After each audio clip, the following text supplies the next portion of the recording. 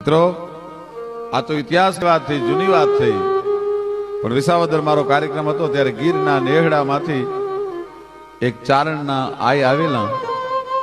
એણે મને એમ કીધું, મને કે ઈશ્વરદાન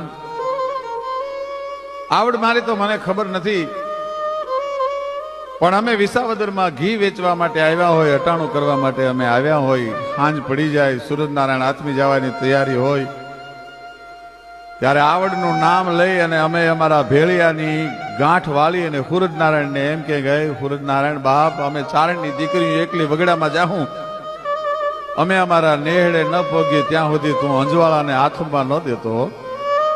અને આજે પણ ગીરના નેહડામાં બાયું જાય અને જો આવડનું નામ લઈ અને ભેળિયાની ગાંઠ વાળે તો આજે પણ સૂરજનારાયણ એમના અંજવાળા પાત્ર તો ઉભો રહેશે.